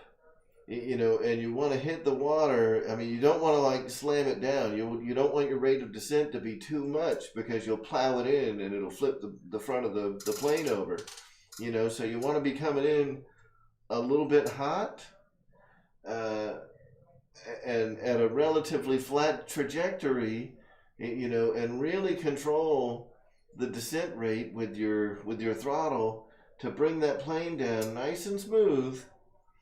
And modulate that throttle, slow it way down, and just skim it like you're skipping a rock off the top of the water. If you hit it just right, it'll just settle in, it'll hit the water, and the friction of the water hitting the floats will slow it down. But I mean, at least me personally, as soon as I hit the water, I'm full up elevator. Because the water's going to slow it down quite a bit. I'm full up elevator, and I'm trying to keep the tail not in the water, but I'm trying to keep that tail kind of pinned down, so if it does, I want to keep the front of those pontoons angled up, you know what I'm saying? Because if the front of the pontoons dig into a wake or something, boosh, the plane's going right into the drink.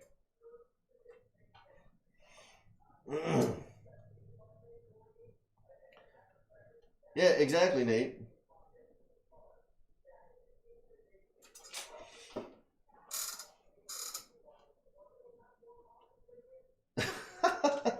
Gary, I didn't order a replacement motor for the Husky. I did order I ordered another motor for my PC-21, and what I've learned on the PC-21 was that my old motor was fine. I put the new motor in. I was still getting some kind of crazy wobble going on, And what I found out was that it was the spinner not being out of balance. The spinner is fine as far as balance goes, but there is a little hex area cut out of the back of the spinner, like all FMS planes. In fact, this one is the same way. It has like a little hex recess in the back of the spinner, and when you slid that over, there was a little bump in the bottom, and it was preventing the spinner base from sitting flat on the motor, which seems a little odd because of the way that it was moving. You know, it was kind of wobbling a little bit, but I mean, whatever. I mean, anytime things aren't mounted just right, it does weird stuff. You know, like this spinner and propeller is perfect because the plane's brand new. But yeah, it was a spinner problem on the PC-21.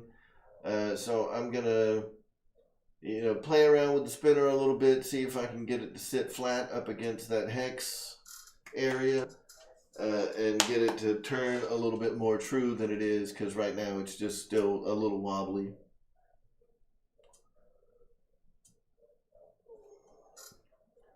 Pilot Jerry, we do have grass on the runway. Craig Beeben, see you later, man.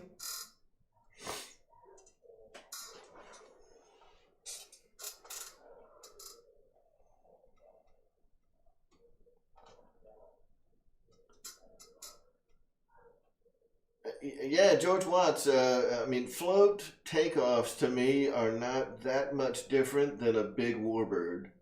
You don't want to jam on the throttle.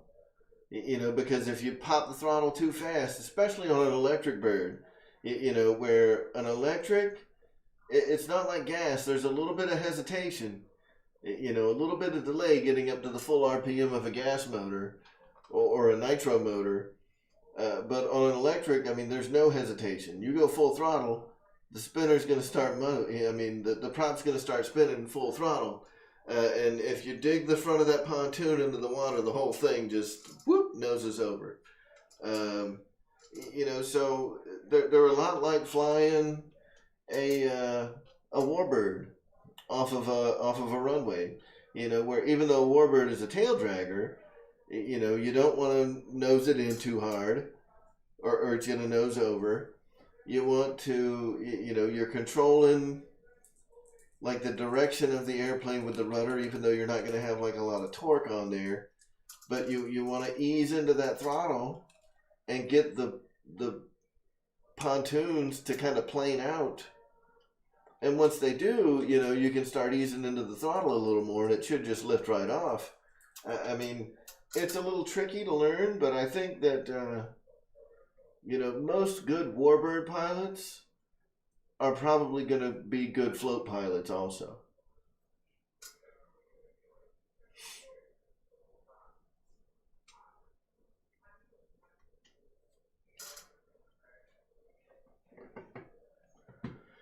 Yeah, I think you're right, Gary. I think it is a 13.7 that's on here.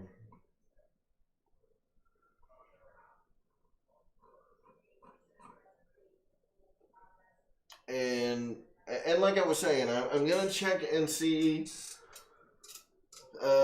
once I get that AV and ESC, and I can, you know, use that telemetry data to tell me, you know, what kind of numbers I'm getting on 6S. I'm going to use a 60 amp ESC instead of a 50, so I'll have a little bit more headroom than what we've got with the 50 amp ESC. And we're going to see what it does with the 60 amp ESC. If I can run it on 6S, that's awesome.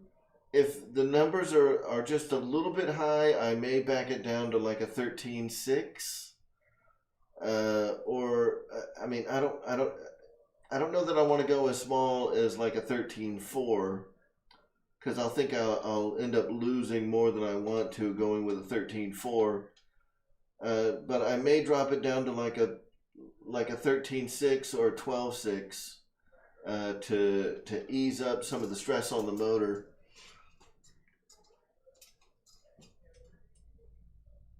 You know, but we'll play around with it. We'll experiment with it once that ESC comes in.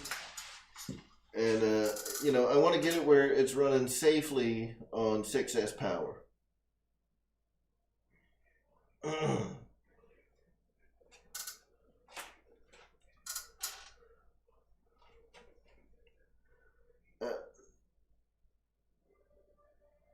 Randy, that's a terrible idea. Excuse me.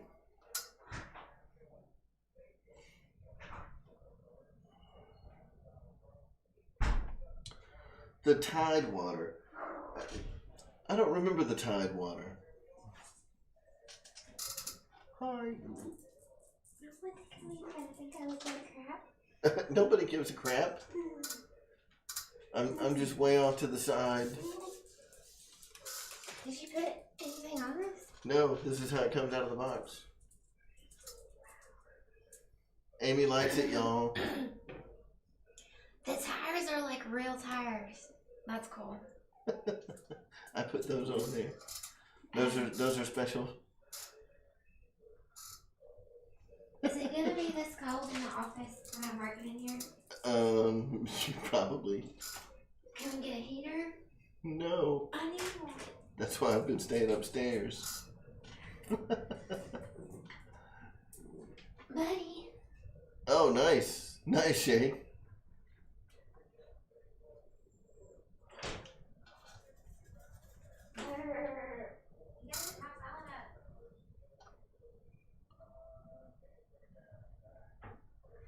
You know, Mickey B, I don't care how long people watch. I mean, at some point in time, I was concerned about how long people watch my videos.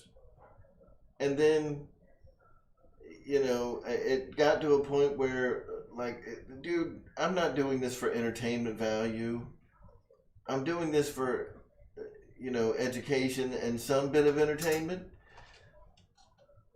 If you don't want to watch it for the full, you know, 20 minutes or however long the video is, it's that long for a reason, because that's how long it took me to convey my idea, right? Whatever the idea may be. And numbers be damned. Who cares? You know, I don't do this for the algorithm. I do it for you guys, right? So if you guys are okay with me making 20-minute videos, then I'm all right with leaving them at 20 minutes. And if they've got a bunch of commercials, skip them. Skip over them. Brian Chambers, thank you, man. Zoom fees indeed.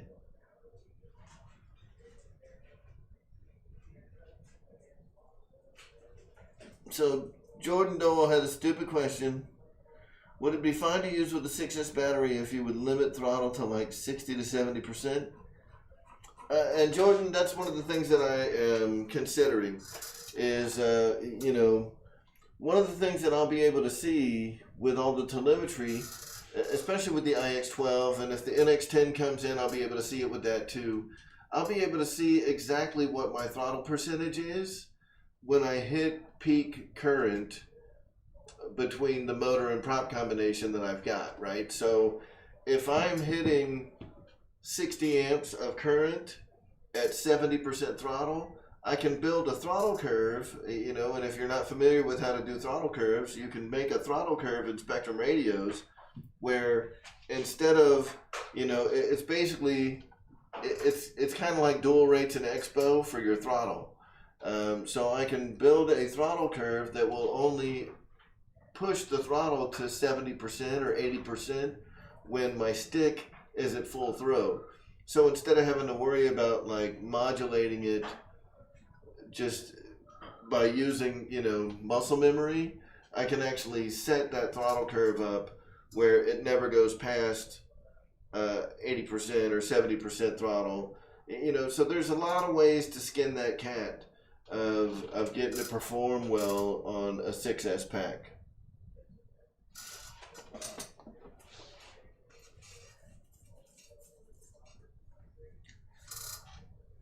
Yeah, Pilot Jerry, I think that a lot of people have this misconception about water being soft. I can tell you, water's not soft at all. You know, it can hurt you bad. it can hurt planes bad. If you treat the water kindly, the water will be kind to you. But if you treat, like the people that do a belly flop, like how many people have done a belly flop into a pool? Y'all know it hurts. That hurts. But if you dive right in and you go in all streamlined, it doesn't hurt at all, right? I mean, you just slip right on in. And that's the same way these airplanes are. If you do like a belly flop, if you pancake it into the water will destroy your airplane quick. But if you glide it in, you glass it in right on the top of the water, you skim it in, it'll land beautifully. Yeah, don't think that water is going to be easier on the plane. It is not. Water will tear a plane up fast. It's not soft at all. Yep. Your plane can absolutely get destroyed flying off a lake.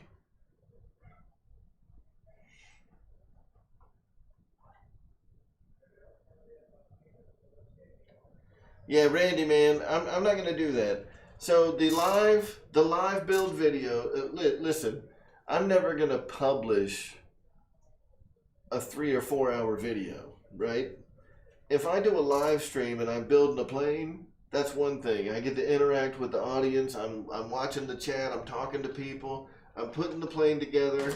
I'm gonna be fumbling around with it. But you guys have seen my edited build videos. They're not 2 hours long, man. They're like 10 minutes, 15 minutes. But it's enough to convey the information.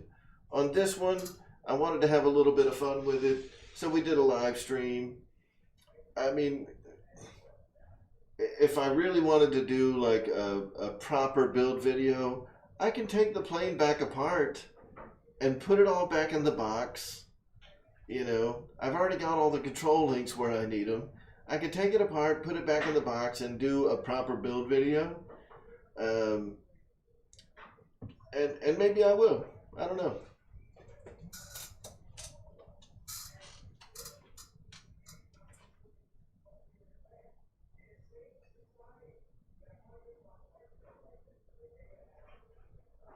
Yeah, Pilot Jerry, that is no joke. When you put a plane in the water, you can't just walk out to it unless you're Jesus. Yeah, Mike Bird, no kidding. One of the wing bolts was a pain in the butt, man. But once I got that wing bolt in, the rest of the build was pretty simple. And most of the length of that video is me either talking to people or messing with electronics. It had nothing to do with the build itself.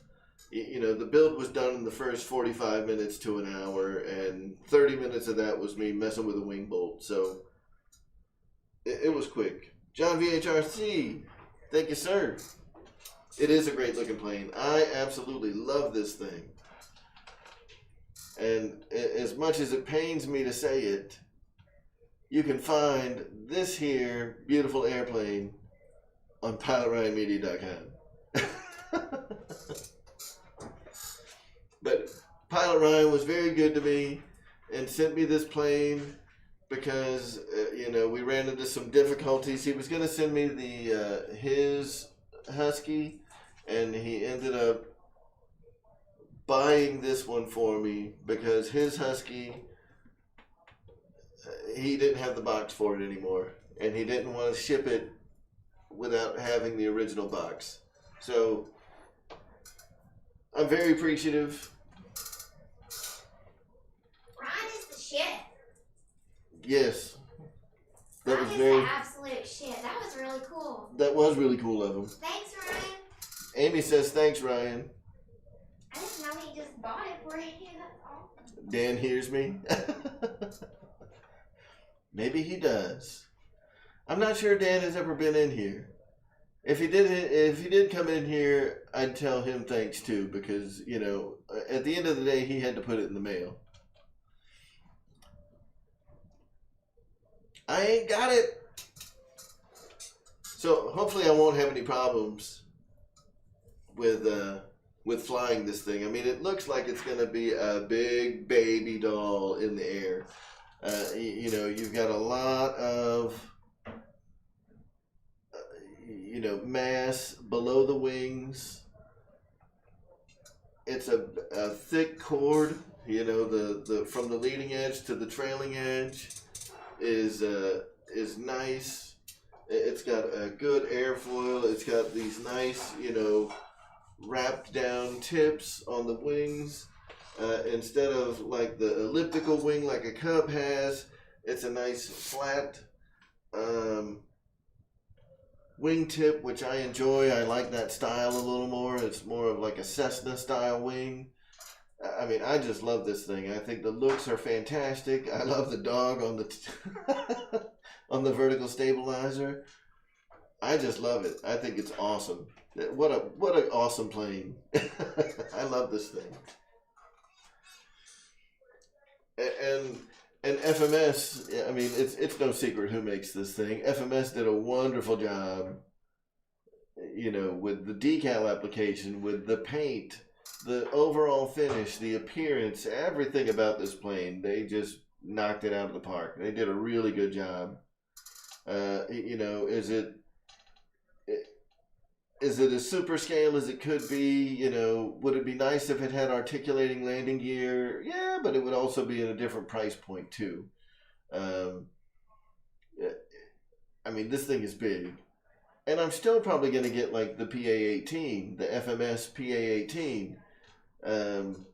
So I can have two, you know, big gnarly planes. The PA-18 is a 1700 millimeter, but they're so similar.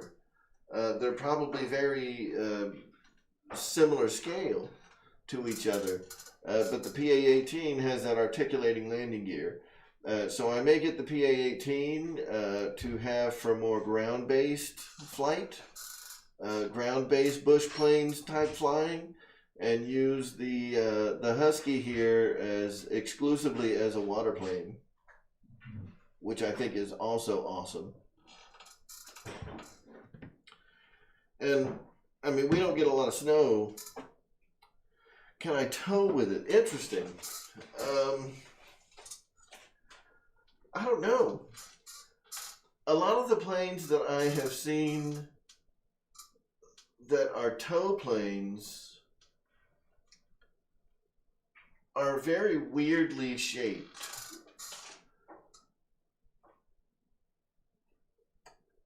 I mean, I'm sure it could tow.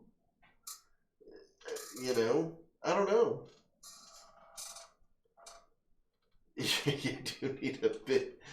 You do need a big car, or you need to pull the wings off. I'm gonna have to pull the wings off to get this thing in my car.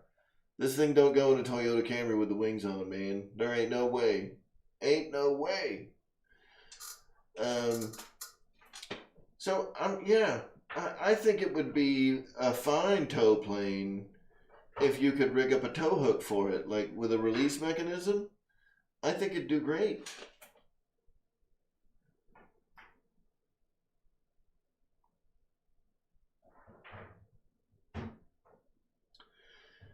Yeah, George, that's what I was thinking. And I think it's the Titan. Is it the Titan that's the tow plane that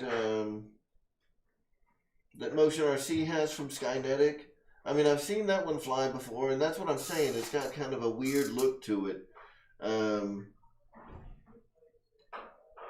And I've never seen it towing anything. So that's what I'd have to look at. I mean, can it do it? I'm sure it can. I'm sure it can. But I have no idea how to set it up. It just seems like it would be weird.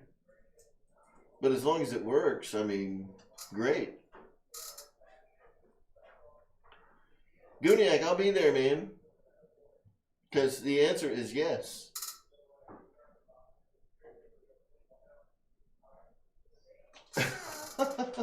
So everybody, be sure to check out that link right there. I'm gonna copy that because we're gonna put that into. I'm gonna copy it like this.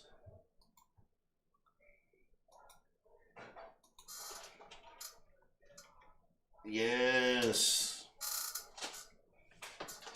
So, thanks for sharing that, Ray. That is the link to Ray's live stream, which will be starting up here in about 20 minutes, which means that I have about 5 minutes left tonight.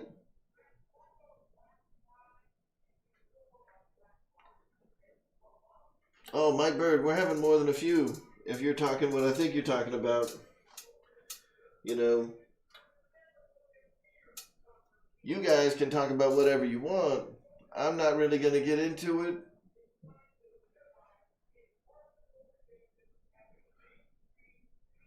So, Ken Sprouse, are you asking if the Commander MPD was a full-scale plane? Oh, for real flight, not real life. I don't know. I have not seen a Commander MPD in real flight before. Apparently, it didn't sell well enough for them to think that it was worthy to keep around. Which is a real shame because it's a great flying airplane.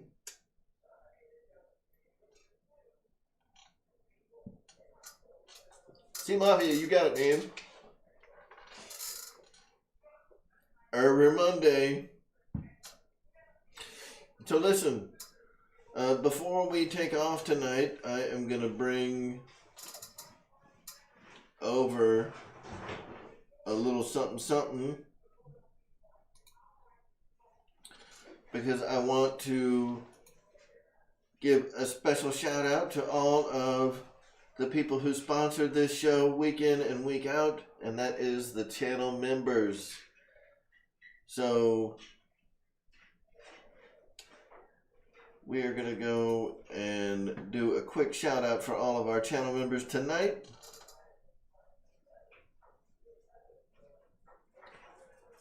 If I can find where YouTube has hidden this excellent information.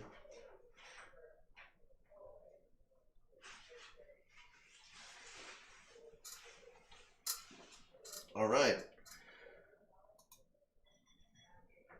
So, we are going to rattle off all of our wonderful channel members. We've got Mike SSI. We've got Guniak. Mr. Dave Kowicki. Pterodactyl 44. We've got Jet Tech Don Atkins. Ken Sprouse. Flying Times. Jermaine Spencer. George Watts. David Martin Graff, Airvexed RC, Joe Pellegrino, Gary S., Sage Creek Outdoors, Eric Favre, RC Addict, Michael Stabler, Pilot Jerry RC, Barry Campbell, Dave in Kentucky, Michael Nowland, C Mafia, Michael Reitza, and Tug Hill RC. Thank you to all of you who are members of the channel. If you'd like to become a member of the channel, you can check the description on any of my videos, or I think on any of the videos, you can just click the little join button.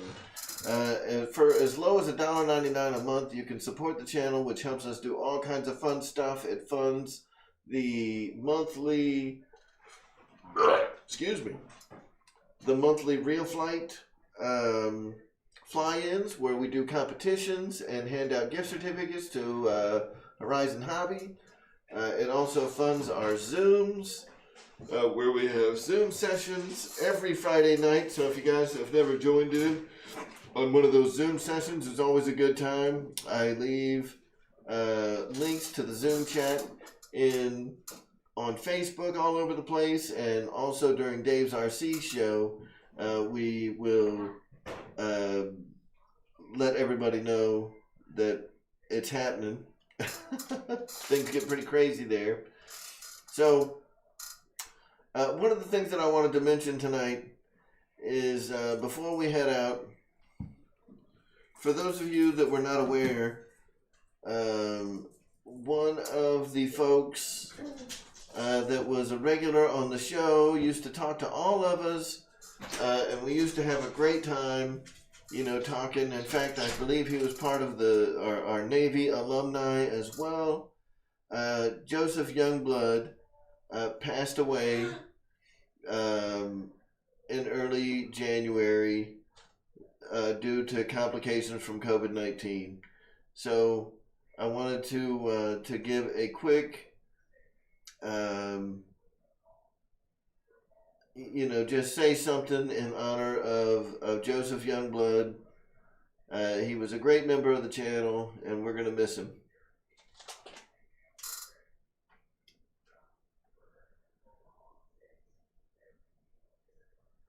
I didn't know that. Yep. I hate that.